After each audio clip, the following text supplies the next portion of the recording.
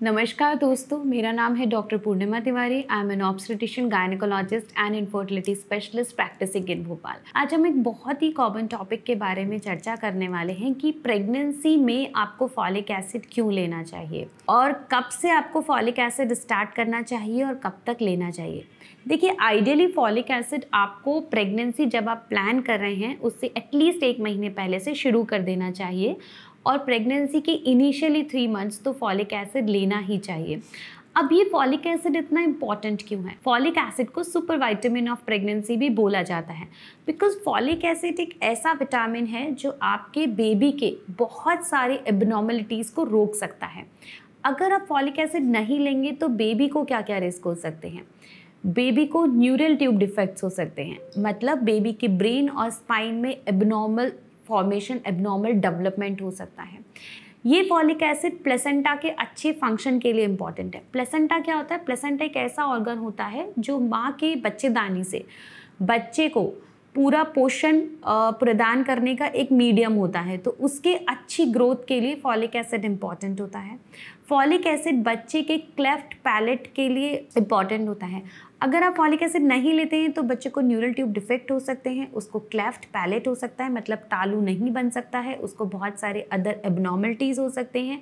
और अगर प्लेसेंटा ठीक से काम नहीं करेगा तो प्रेगनेंसी में बहुत सारी कॉम्प्लिकेशंस हो सकती हैं, जैसे मिसकैरेज हो सकते हैं, बच्चे की ग्रोथ कम हो सकती है, समय से पहले प्रीटर्म बर्थ और प्रीटर्म लेबर पेन आ सकते हैं। ये फॉलिक एसिड बच्चे के साथ साथ माँ के लिए भी बहुत इंपॉर्टेंट है बिकॉज जब माँ इस फॉलिक एसिड को लेती है तो ये एक बहुत अच्छा विटामिन है माँ की हेल्थ को अच्छा रखने के लिए।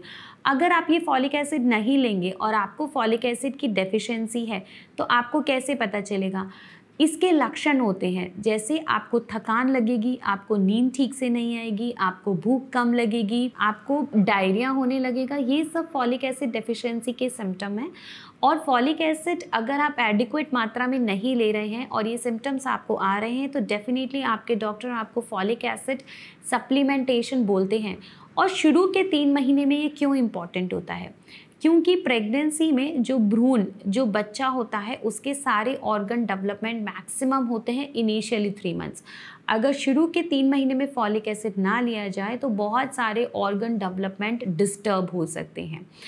अब अगला सवाल आता है कि ये सप्लीमेंट तो आप ले रहे हैं बट उसके अलावा क्या डाइट से भी आपको फॉलिक एसिड मिल सकता है? हाँ, जैसे ग्रीन लीफी वेजिटेबल्स हैं, होल ग्रेन्स हैं, पल्सेस हैं, दालें हैं, लेग्यूम्स हैं, इनमें फॉलिक एसिड नेचुरली बहुत अच्छा मात्रा में होता है, तो ये आपको लेना बहुत इंपॉर्टेंट है। अगला सवाल, इसकी रिकमेंडेड डोज क्या है? देखिए, फॉलिक एसिड की recommended dose pre conception period यानी प्रेगनेंसी होने से पहले से लेके प्रेगनेंसी के शुरू के 3 महीने तक 400 माइक्रोग्राम वंस ए डे है।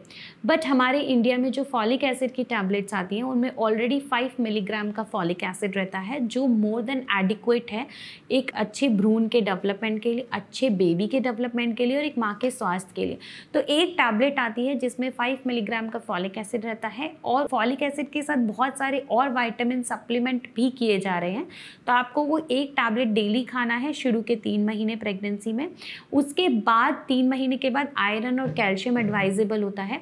जनरली चौथे महीने से फॉलिक एसिड की बहुत नीड नहीं होती है, बट आजकल हम देखते हैं कि जितनी भी आयरन टैबलेट्स मार्केट में आ रहे हैं उनमें फॉलिक एसिड ऑलरेडी कॉम्बिनेशन में आता है, तो बेटर है कि आप आयरन और फॉलिक एसिड कॉम्बिनेशन वाली टैबलेट्स ही लें।